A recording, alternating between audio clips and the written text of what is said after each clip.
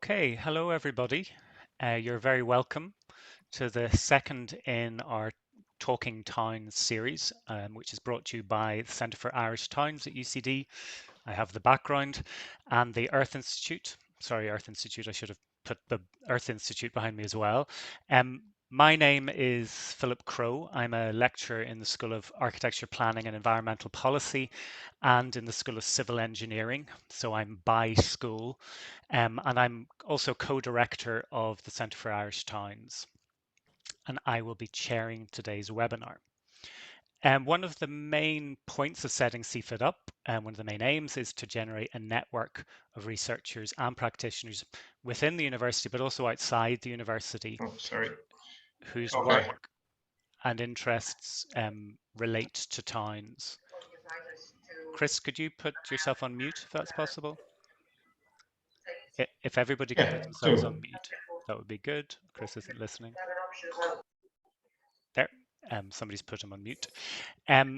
So, as I was saying, one of the main aims is to create a network of people working in the area of towns across the island. It's an all-island centre. And this webinar series is basically just a way of offering a glimpse into the breadth of work that exists and is going on at the moment or is planned to go ahead and to generate a discourse centered around towns. The series is curated and coordinated by members of the working group of CFIT, which includes Katrina Devery, Sarah Cotterill and Pauline Power. So thanks to them. And the webinars are going to be on the first Thursday of every month in a trimester, and each of them will have a different theme or focus. So today we're focusing on, the title is Community Participation in Design and Planning in Towns. And the next webinar then will be on the 2nd of December, which is the first Thursday in December, and it's going to focus on the just transition in towns. Before we start, I'd also like to draw your attention to an event that CFIT is holding in collaboration with the University of Edinburgh later this month. I'll just put a link in the chat. It's on the 25th and the 26th, and it's basically about generating ideas and networking for cross-border and transdisciplinary research with Scotland on towns. We're really keen to get a broad range of disciplines represented at it, and it should be a really good opportunity to make connections with colleagues in Scotland over shared interests and shared topics and shared challenges between Scotland and Ireland. So back to today, the format is very simple. We have three speakers who have very kindly agreed to disseminate their work today, and they're all involved in work that is related to today's theme, which, as I say, is community participation in design and planning in towns. I'm going to give a very brief intro to each person, and they all have extensive bios online that you can read at your leisure. And I'm going to go with the order that's on the advertised poster, which I'm told is actually just alphabetical in terms of surnames. I'm going to leave questions and answers to the end, if that's okay. But please put any comments or any questions into the chat. That's the only interaction tool we've got, and it's not the best in the world. The questions don't have to be beautifully crafted. They're not going to be graded. If anything comes into your head, please just put it into the chat, and we will try to get through as many as possible. If you could put the name actually of the person it's for as well, that would really help us. The other thing just to say is that this is being recorded, and Katrina's very efficiently started that recording already.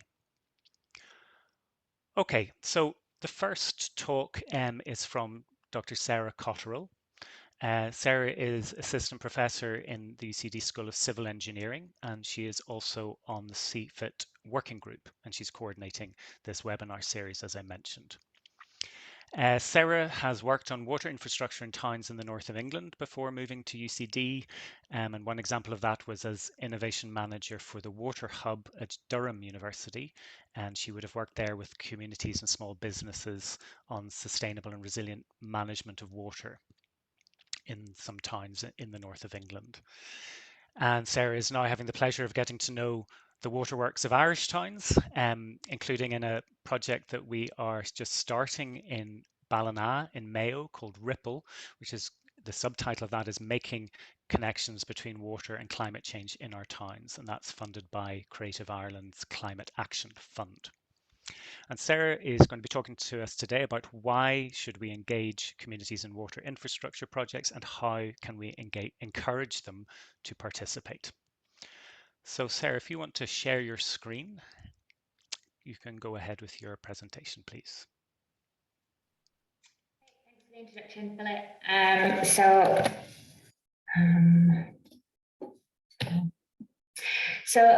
Water infrastructure is a really key part of our towns, and engineers will design systems that are intended to supply clean drinking water and ensure that any wastewater that's generated is properly treated so it doesn't cause any ill effects.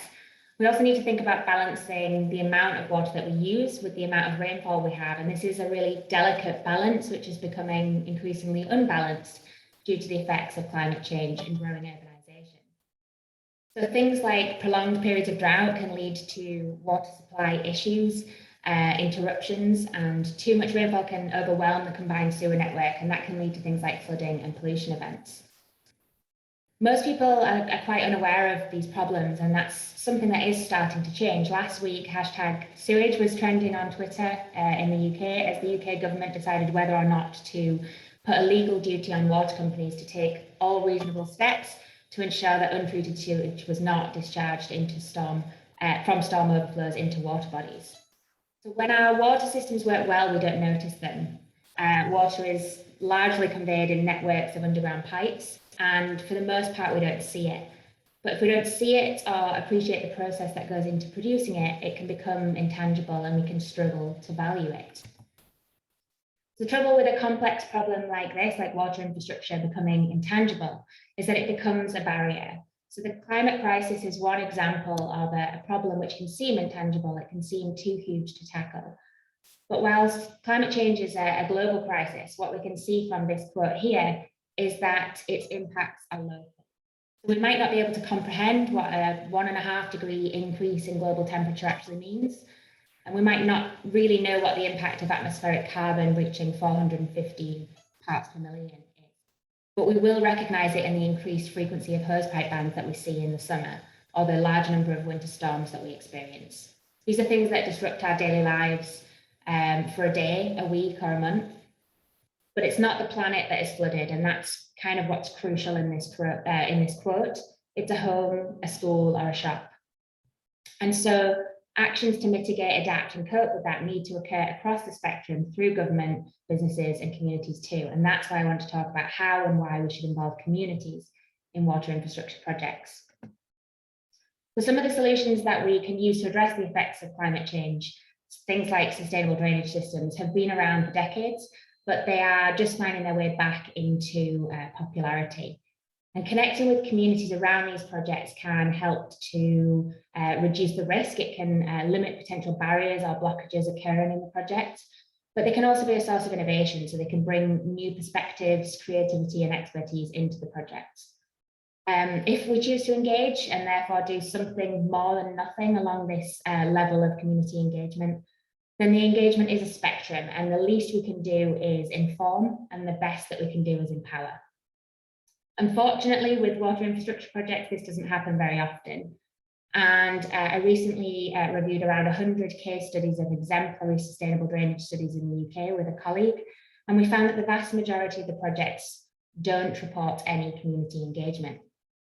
That being said, the example on the left-hand side, the photograph there, is from a really great example, a 3-year European funded project in Somerset called Sponge 2020. And in that, they are involving communities in transforming public spaces with things like rain gardens and other features to reduce the effects of climate change and flooding. And whilst these types of projects are not widespread, they are becoming more common. And I just want to give 2 examples of things that I've worked on in the past 4 or 5 years.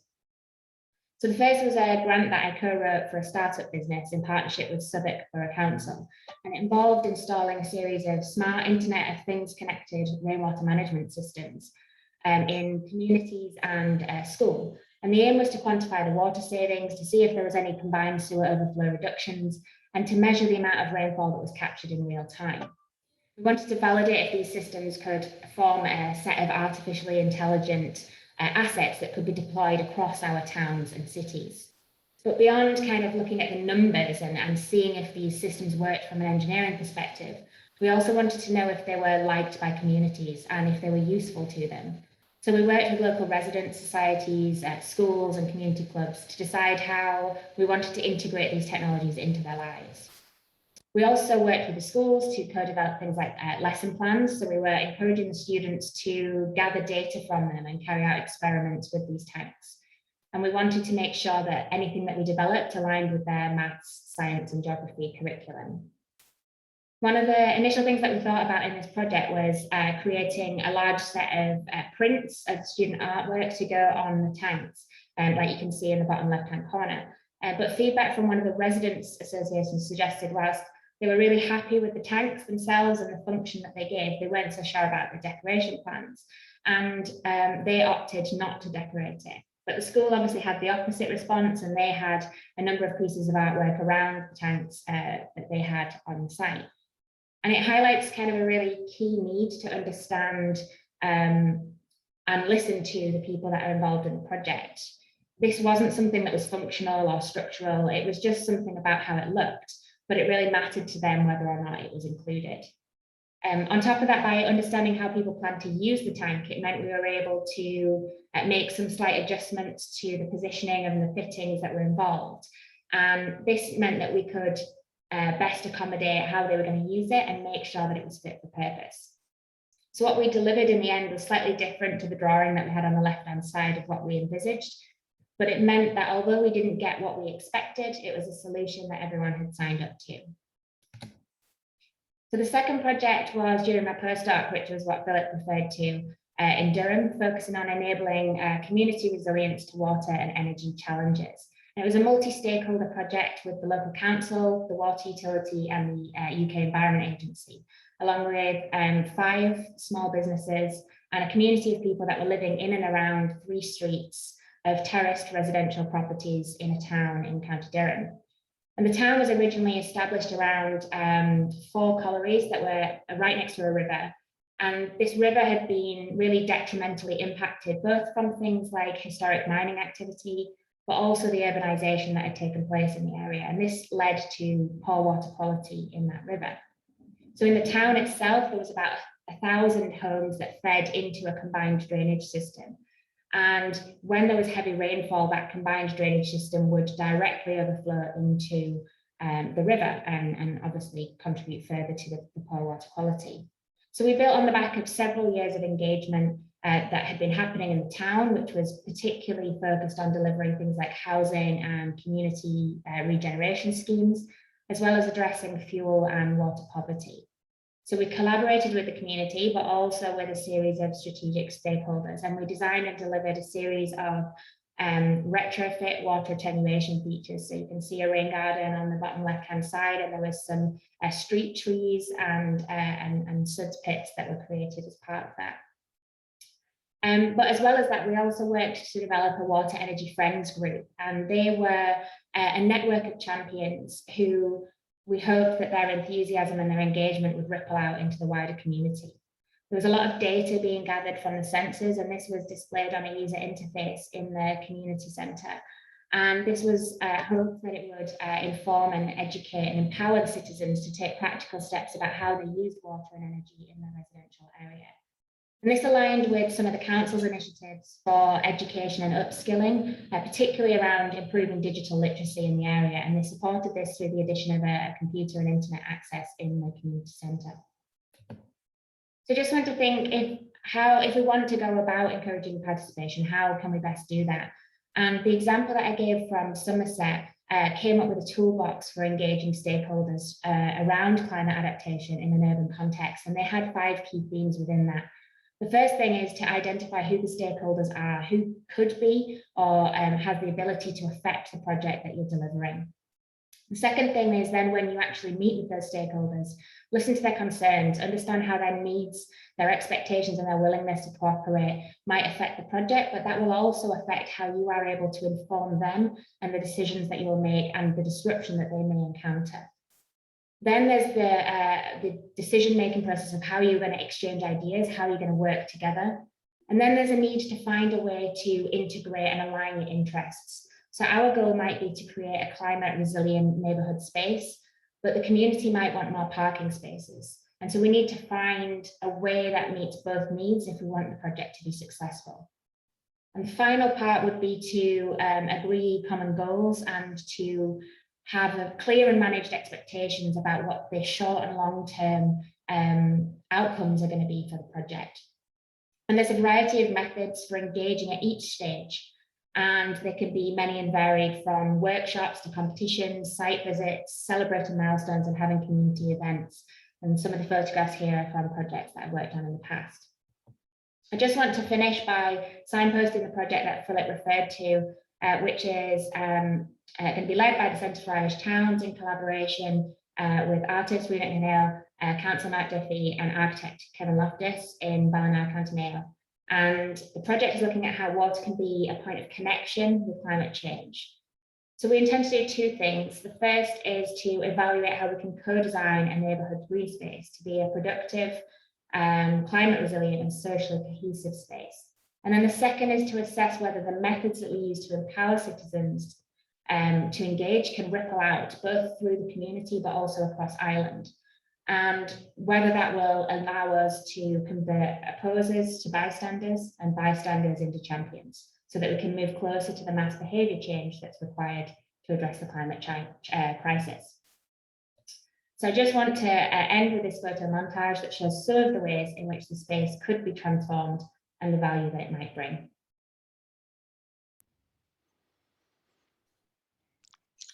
Great, thanks, Sarah. That was a number of great examples of how to work with communities on very tangible projects in very localized areas. And I can see how an awful lot of that is going to come through into the Ripple project in Ballina. And it's great to see some of the team from Ballina. I can see Mark on the call. Hi, Mark, how are you? So thanks for that, Sarah. We will move on straight away to Sophia Meeres. To our next presentation. So Sophia is an assistant professor in the School of Landscape Architecture, which is the silent L in APEP. I have no idea why it's not in the acronym. That's a discussion for another day. And Sophia is also director of the Taught Masters of Landscape program. So Sophia is a civil engineer and a landscape architect. And before joining UCD, Sophia ran a practice in France where she did an awful lot of work with small towns on the Côte d'Azur, which obviously isn't quite as glamorous as small towns in Ireland, but you have to take what you can get. So she has experience with a very robust, I think you would agree, public participation process, Sophia, in France, with the French local governance system. And I know that you bring that into your teaching and applied research activities, which also interlink, as you're going to show us today, with real world projects. So today you're going to talk about a studio project in Arklow, working with master's students. It's been running for a number of years now. And that has developed quite some very close connections with the town, but also with people in the town. And Sophia is going to describe the philosophy behind this embedded approach and some of the outcomes. So Sophia, if you want to share your screen, you can go ahead. I should have said thank you, Sarah, for being perfectly on time with that. So Sophia, she set a high standard on timing now. Do you want to unmute yourself as well? Just. Good idea. Okay. It's done? Yeah.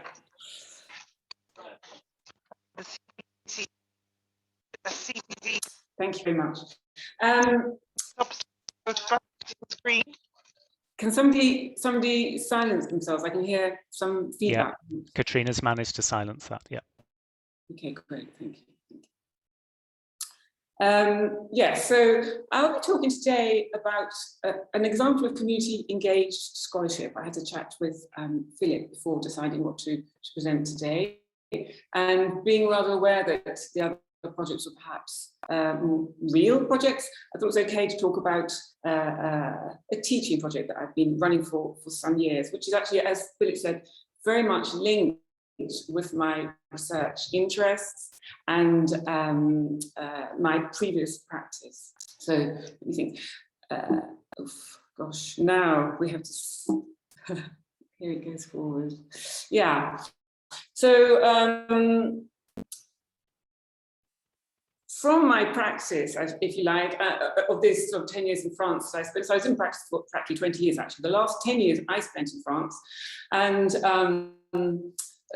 found myself in a quite strange situation, having worked in London for big practices like Foster's and BDP and others. I found I had to acknowledge that I practically never met a client. And so when I turned up in the south of France with my first job and found myself very much on my own, meeting people in an entirely different situation, I found that really extraordinary. And I've tried to bring that back into my teaching here. So here, this first slide is just a little bit about landscape biography, deep mapping, past, present, and future. And I introduce you to Arklow.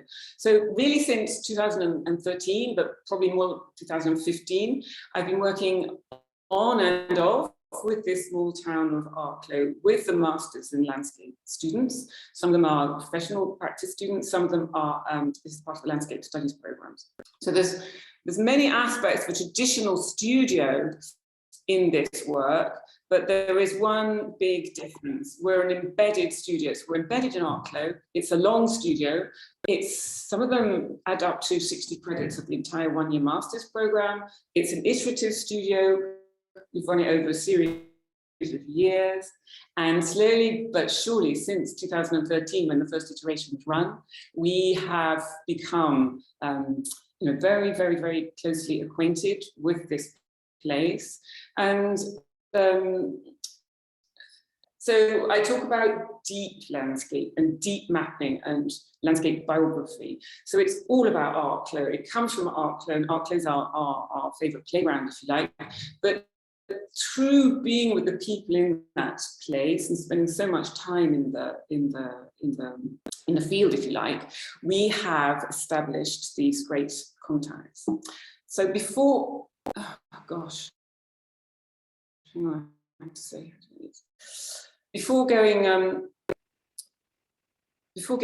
I want to talk a little bit about how I worked in the south of France. As I was saying earlier, when I turned up in the south of France 10 years before I joined UCD, my practice had just been as an employee for other big practices, big multidisciplinary practices.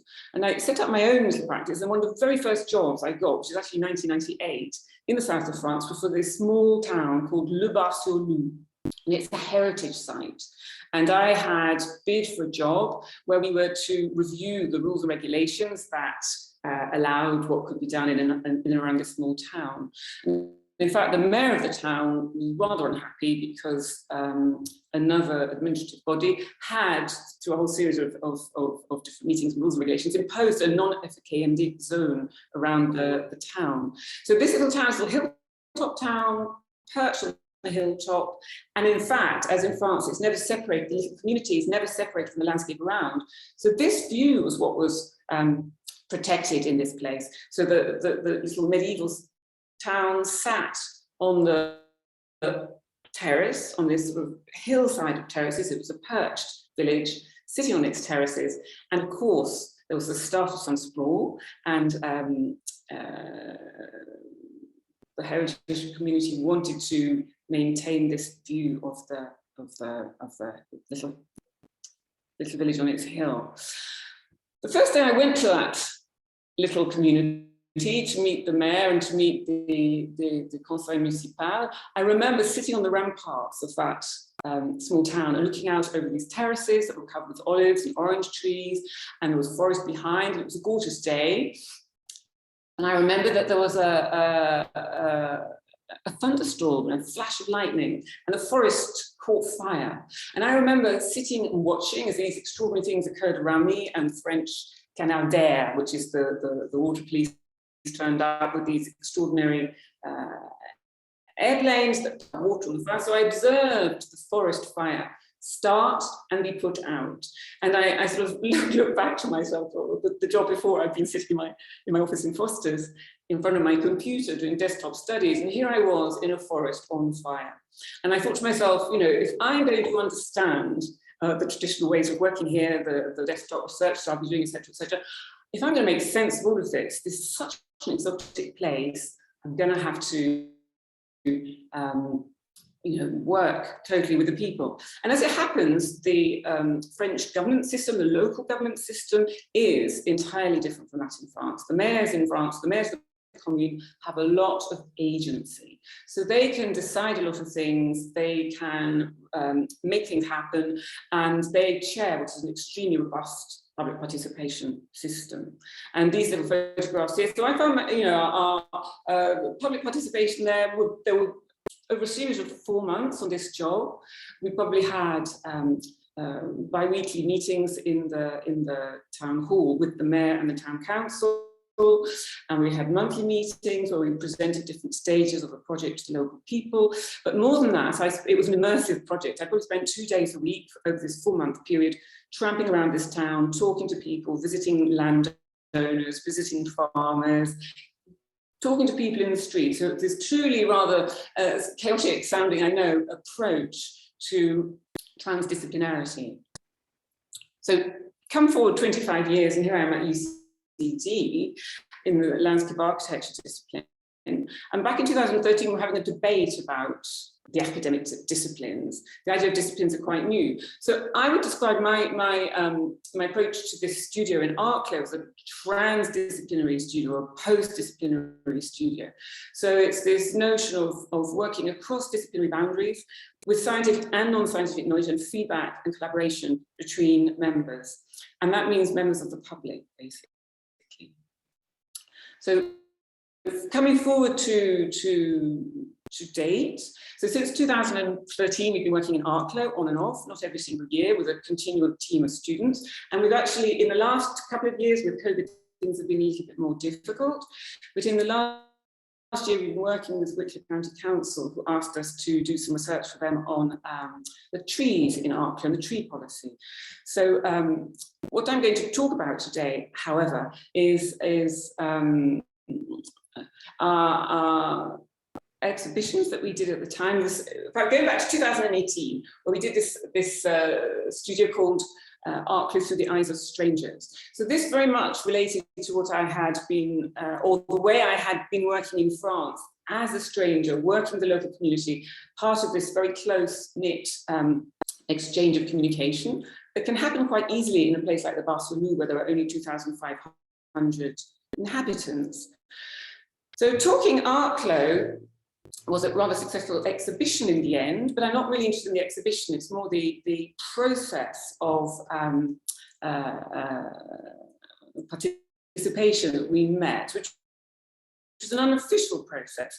So with the students, so this is a year-long project, basically. Every year it's a year-long project. It's a 12-month studio, which is comprised of 15 credits, and then 30 credits. So actually the students are spending a lot of time, slowly but surely gathering information about the place, meeting people, understanding the place. So we spend a lot of time walking and talking and wandering.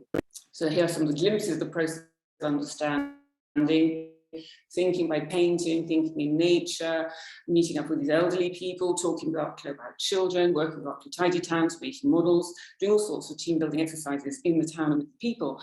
And through the mere dint of being there every Friday and every Saturday quite often through the period of the year, we met many, many, many local participants. And we put out a call at one point for people to come and join us in our work.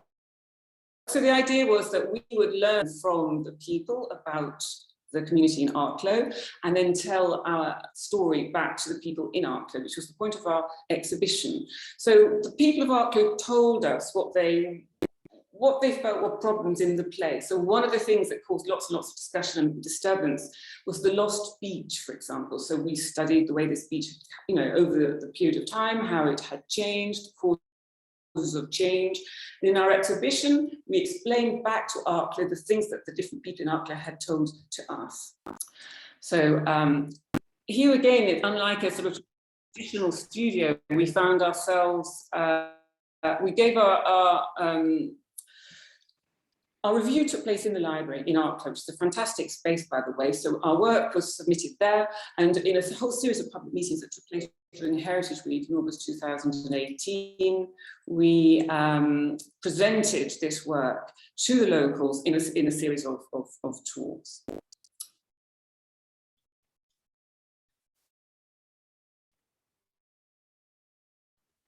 One of the things I do want to mention is the way the studio changed in the 5 years, 2013 and 2018, from a 12-week studio to a 12-month studio, from tightly controlled assessments to loose assessments, to juried reviews, to this public exhibition in situ and a report, little engagement with local people, much engagement with local people, little time spent on site, a lot of time spent on site, little original work produced and a lot of original work produced. One of the projects I wanted to tell you about, which is just very, very quickly, was a tea party that we held. So one of my students held this tea party, telling tales of landscape lost, where she sought out ancient inhabitants in their 80s and 90s from this small town and brought them into, they then themselves became the centre of this particular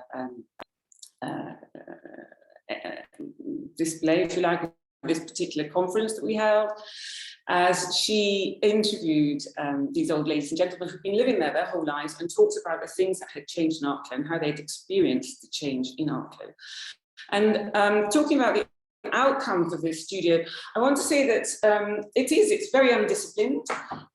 It's very much to do with the people that we meet and the things that we find, the things that we need to know.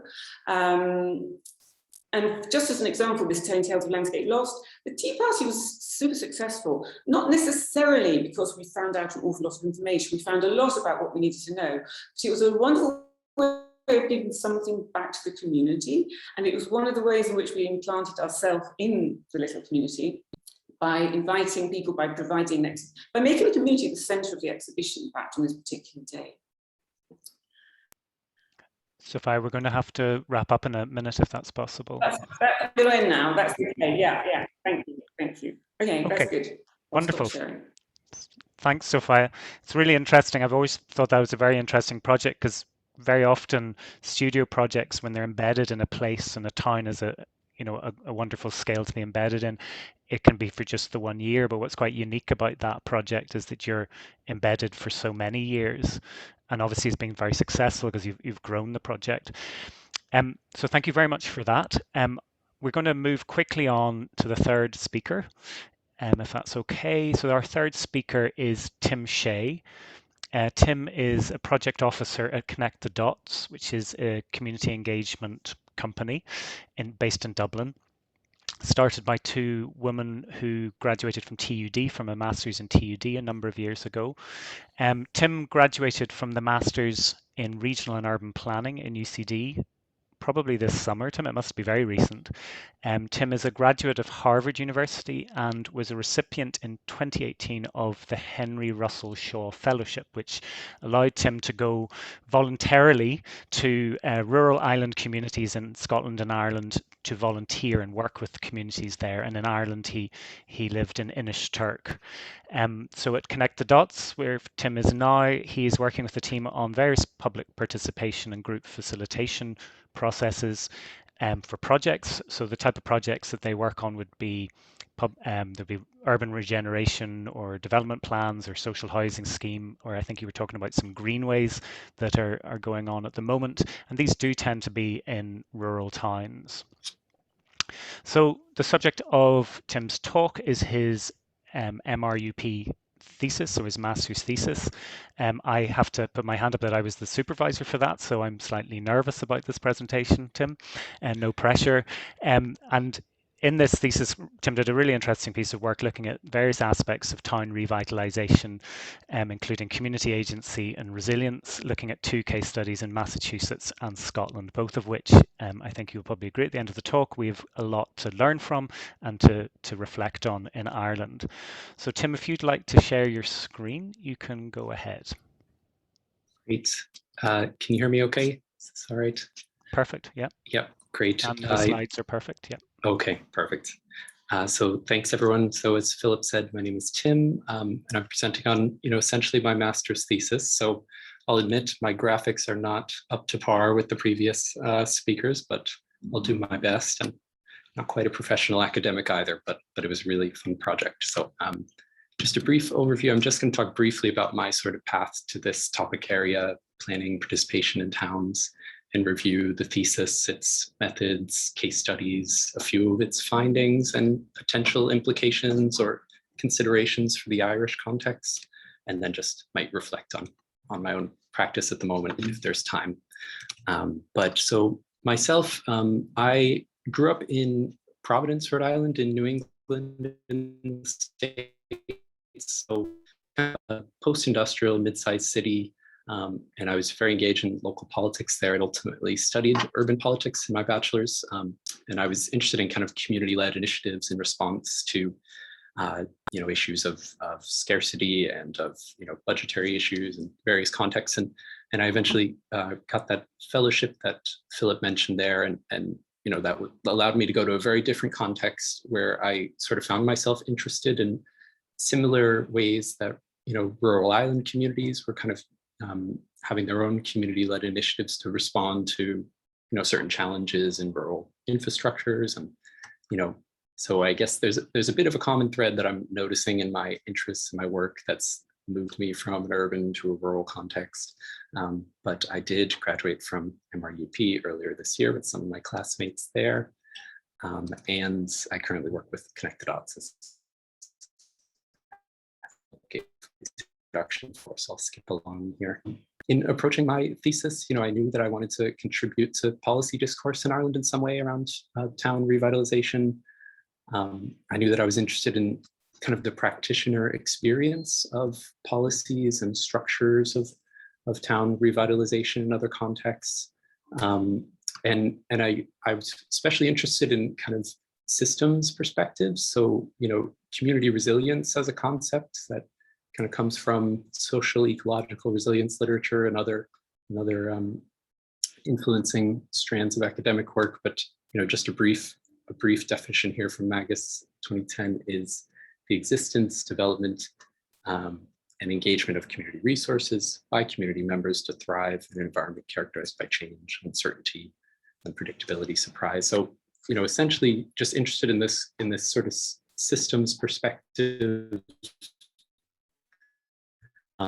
of not necessarily intervention to a more resilient place, but how do we create places themselves that are healthy and sustainable in their resilience to challenge and uncertainty.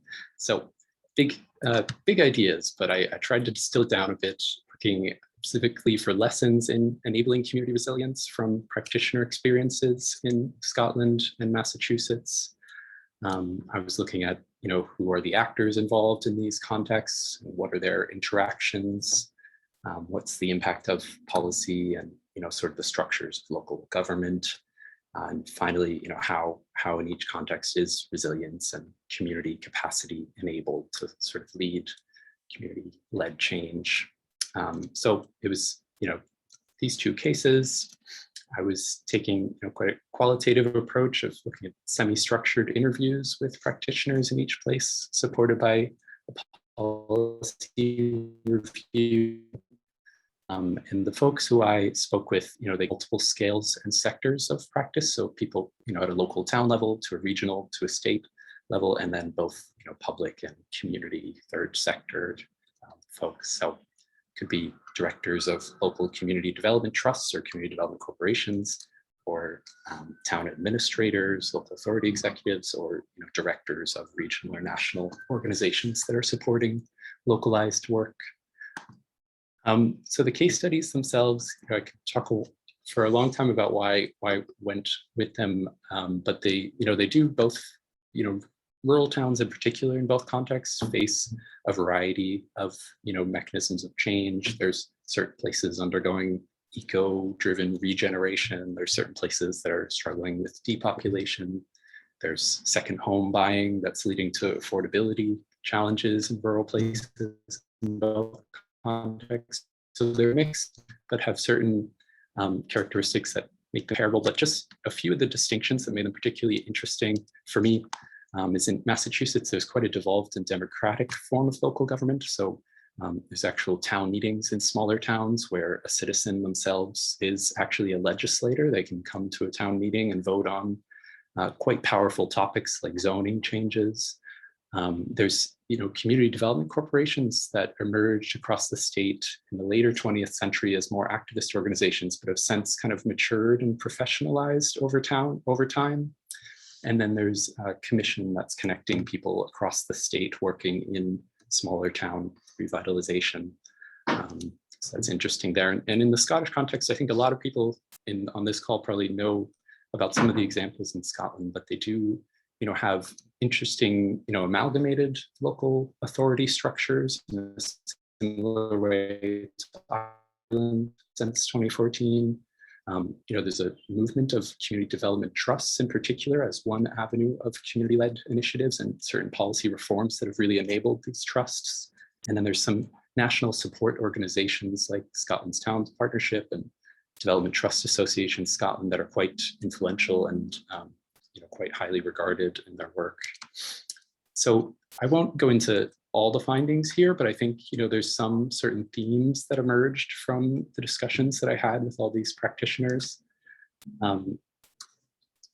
See if it comes up here. Feels a bit delayed, but essentially, there's common themes that you might refer to them as kind of ingredients in a recipe for community resilience in a town that's trying to revitalize emerged. Here we go. Okay. So, one being finding efficient avenues for community voice, access, and agency. I'll discuss this more in a moment. Having flexible and communicative governance networks. And I say governance because I mean kind of recognizing that the work of government is kind of done by public and third sector, community bodies in a lot of these places, and really enabling systems of professional support and mission-driven visioning in either context. The next point here is just around localities networking with each other, and knowledge sharing was a common theme in both places that really helped the capacity of an individual project.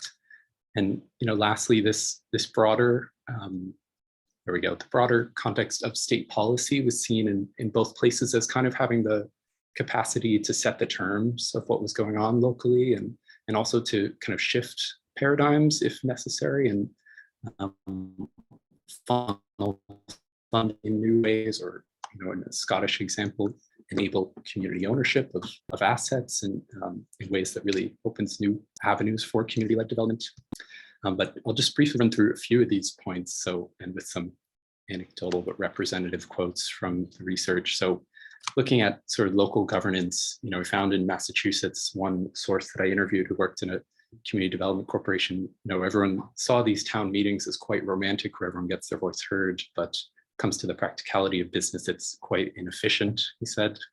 In the Scottish context, someone who's the head of a community development trust felt like the amalgamated council structures themselves were quite removed from the communities, and this was something that was echoed by other participants. It's sort of hard to find the person that you're supposed to work with. And moving on to sort of this idea of networks between public and third sector bodies and how it enables resilience. So in the Massachusetts, there was a situation where one community development corporation's town, their primary school was being closed because of low enrollment, and the community development corporation could work with the town select board to kind of pursue grants and find a way to repurpose this vacant school building so that it could still be kind of an active center of the town. And then, one last point here on this similar topic area was, this idea of governance and recognizing multiple actors. So a source from a national organization, Scotland, spoke to how local authorities there, there's a bit of cultural shift that's going on, and there's some difficulty where, there may be a hollowing out of councils by funding and other mechanisms in the last recent decades, but that they still kind of see themselves as in charge and not necessarily members of a multi-party system that's moving towards the same outcomes. So lastly, I'm just checking my time here. Okay, so the networking and knowledge sharing was another common theme here that really emerged. Massive advisory commission that sort of connected initiatives in local towns. In the Scottish context, there's Development Trust Association Scotland and Scotland Towns Partnership, which provide forums for very local initiatives. And then the STP, one Source 7, who worked with the local authority, was saying that, you know, they were speaking to other local authorities for the first time, you know, comparing notes on regeneration approaches. But I'll just kind of wrap up. You know, there might be some potential lessons here for the Irish context from an academic perspective. I don't want to, you know, overreach outside of context-specific findings, of course. And I think I see Philip grimacing in the background. But I think there's there's potential to look at this theme of enhanced community access and agency, but, you know, a little nuance with efficiency, and, you know, really assessing what the impact of local government reforms and amalgamation has done to agency and how to sort of approach this challenge. There are, of course, examples of innovative programs that we can build from. You know, around this collaborative governance theme, you know, really recognizing this nuance and the multiple actors that are involved at a local level, which we know places like the Heritage Council and their Town Center Health Check program are kind of taking this approach. But it's important to kind of invest in this while also being conscious that, you know, going all in on community-led initiatives might have some consequences of equity, where resources might not exist in certain places to revitalize. But my final 2 points, and I'll wrap up here, just, you know, the continued development of knowledge sharing, I think is a big point that comes across from both contexts. And, you know, I suppose that's what the Center for Irish Towns is all about. And I think, you know, there's probably opportunities to look at both the professional and maybe kind of the non-professional, localized, and the various ways that people can share knowledge. And the EcoEye system, the recent year, come to mind as ways that people are learning about initiatives in other towns and how to do so in their own places. And then lastly, thinking about national policy as a realm for sort of shifting the paradigms of local regeneration work and how communities can lead their own change. So, you know, perhaps there's opportunities for really paradigm shifting policies around community-led responses to vacancy and streamlining this. So I might leave it there because I know we're tight on time, but thanks very much for listening. Thanks, Tim. That was a very clear and comprehensive presentation, and the graphics were very clear and good. Really liked the green. The green is good. Thanks. So thanks a million. I suppose one of the things that I really felt when you were doing the research was that there are so many agencies or initiatives or entities that exist in these other places that we just don't, well, I don't think we have in Ireland. It'd be really interesting to do a sort of mapping of that, but that's another research project. So thank you to our three speakers. I think we've heard from research projects, we've heard from studio embedded in a town, and we've heard from a master's project, all of which demonstrate very well how towns provide a really fantastic location or medium or context for the work that goes on in the university. So I'm going to first of all ask the panelists if they have any burning questions for one another, because they don't actually get to meet each other in this format, except sort of briefly at the beginning. Is there anything that any of you would like to ask one another? Any brief questions? You don't have to. I can. Tim, yeah?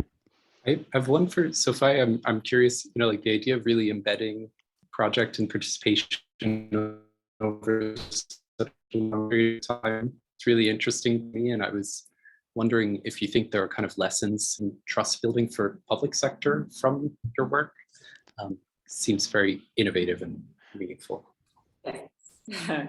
Yes. Well, I think there are.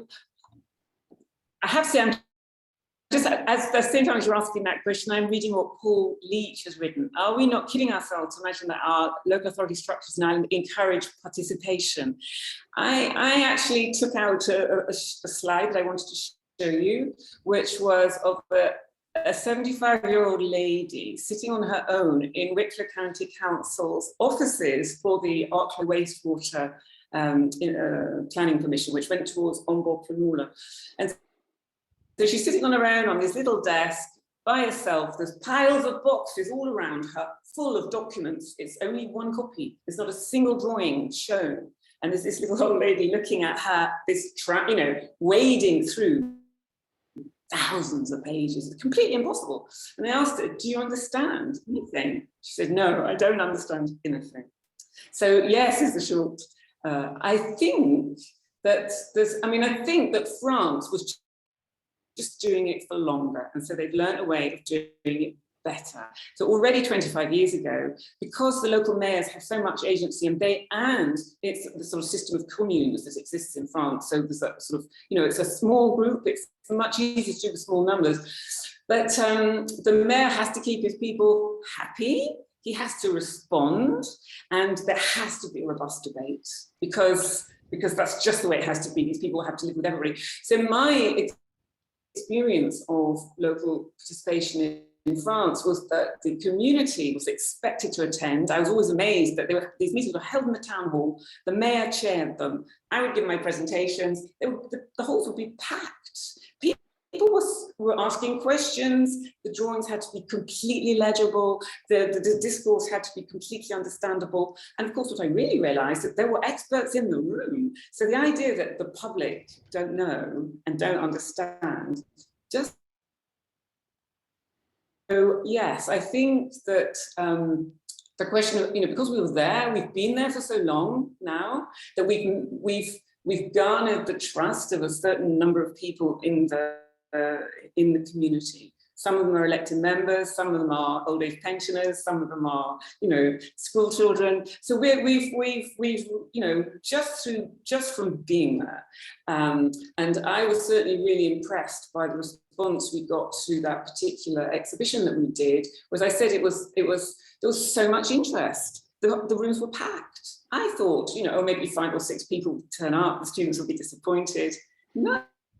People want to talk about the landscapes. They want to talk about the river. They want to talk about the beach. They want to talk about flooding. They want to talk about trees.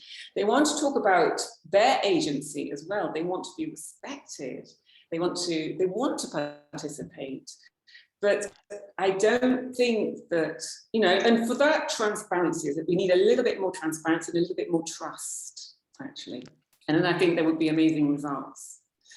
Okay, Sophia, thanks for that. I just conscious of time, we might just go through some of the questions on the chat, if that's all right, and just go through them chronologically. So the first one is for you, Sarah. It's from Gemma Stanton. So Gemma's asking, could you talk about meeting community needs when these expressed needs are diverse and perhaps conflicting, which I'm sure happens frequently? How are different needs or hopes within a community prioritized? Yeah, I think that's a really good question. And ultimately, I think the answer to that is really understanding the conflict and seeing whether the design can be modified in some way. And it's just making sure that the participation and the engagement that takes place is not a one-off. And the review that I mentioned in terms of looking at lots of case studies that we've done, we looked at about 100 case studies. And too often the participation occurs at the beginning. There's some kind of consultation process that goes along. Is everyone happy with this design? And then it happens, and then there's no engagement throughout. And that's generally where you get those conflicts or people becoming unhappy or distrusting the process that's going along. Ultimately, you're not going to get everyone in a whole community when there are diverse needs that are going to agree with the same thing. And there's going to be different people that are going to have different conflicts at different stages. But if you can understand what the conflict is and keep a regular dialogue to try and address that, whether it means that the design can be modified, whether it means that there can be other accommodations somewhere else to try and meet that need in a different way. That's kind of the best approach to doing it, is mapping out what the problems are, but mapping out also the opportunities where you can bring in something in that. Yeah. So it's very much about bringing people along in the process and keeping them with you. Okay, thank you for that. Oh, Gemma says thank you, so that's good. Paul, we've referred to your comment there. I mean, I think the answer is to your question, are we not kidding ourselves to imagine that our local authority structures in Ireland encourage participation? I think we'd need a whole session on that, I suspect, but probably there's a general answer, yes, it's not exactly ideal. I know, Sophia, we don't really have time to talk about it, but you've been asked to come and do some work in Wicklow with the Public Participation Network, which is this entity that has been set up in every local authority has one, and in many ways that is seen as the engine for that. And I think we could have a whole conference on whether that has been successful and what actually that means. So, Paul, if you don't mind, I'm going to skip over that. I think it's a fantastic question, and we do need to really reflect on it. And I notice Mark Duffy, who we're working with in Ballina, who is a local councillor, is agreeing with your points there, Paul. So thanks for that, Paul. Orla Murphy has two questions, and we'll just take the first one maybe. So how can community participation ensure that it engages those who are more difficult to reach or who are less frequently heard from? So I see, Sarah, do you want to just take that just in your So the second project that I worked with was with really socially, economically deprived community who probably wouldn't be reaching out for these things. And the point that Sophia made about whether or not the documents that we're sharing with them, the way that we engage with them, if that's not accessible, depending on the ways in which they might engage. If we're just giving a huge document and then the literacy levels that they're being shared with are not very high, then you're not really creating that opportunity to engage. Again, thinking about where you're hosting the meetings and how you are engaging with them, where you are, and if there is that availability to get involved with it, I think these can all be key barriers in how we interact. I think from a technical perspective, we're talking to them about something like water infrastructure and trying to, I don't know, show maps and things like that. They can start to see it, but we probably need to think about multiple and different ways that we can engage so that we really capture some of the people that might not necessarily understand things in the same way that we do. Yeah, absolutely. And then there's also that some people feel very comfortable with speaking up at a meeting, and other people feel comfortable putting a post-it on a map, or you have to give people the whole choice. I'm sure, Tim, in Connect the Dots, you're developing lots of ways of bringing everybody in the community together with the consultations that you're involved with. I'm sure there's lots of tricks up your sleeve, but I just, because of time, I want to just get on to Shane's question. So Shane Clark is saying that I'd be interested in hearing about evidence-based consultation engagement in terms of baselines, reach, demographics, sectoral analysis, co-design, etc. Okay, so that's not really a question, but in terms of evidence base, so in terms of evaluating and what the impact has been of different processes, I don't know, is that something that you have been involved with, Tim, in Connect the Dots, in terms of reporting back to, say, a client that might be a local authority saying, well, we have reached this number of people, this diversity of people. Is that something that happens? Yeah, from my perspective, there is some level that happens where we're trying to be clear that we've maybe reached a broader spectrum of people than would have submitted some submission on a Part 8 process in a local authority. But I think there is a lot of intangibles as well. I think like developing community ownership of a project through some kind of iterative process, it's always a bit hard to sort of quantify that. So I'm a bit on the fence of, of course you want to make sure that there's evidence about what the impact of engagement is, but I think there's also kind of an immeasurable level. Yeah, it can to be it quite intangible. Absolutely. But nevertheless very important to measure. Mm-hmm. Okay, so I'm going to have to wrap it up actually, because we are trying to keep strictly to time. So if I could just wrap up by thanking the three speakers for excellent presentations, and to Katrina and Sarah for curating a very interesting session. And thank you for everybody for coming along in your valuable Thursday lunch on a nice sunny day. We do appreciate it.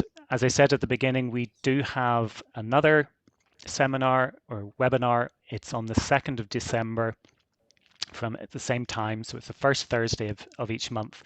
The next one is about the just transition, and we will have presentations from Aparita Banerjee from the UCD School of Business, Alma Clavin from UCD Geography, and Sean McCabe from the Think Tank for Action on Social Change.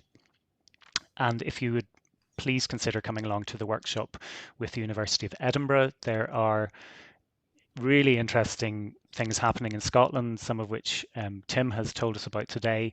It hopefully will be a very engaging and worthwhile event in terms of making connections and developing projects. So thank you very much for attending, and have a good day, everybody. Thanks, everyone.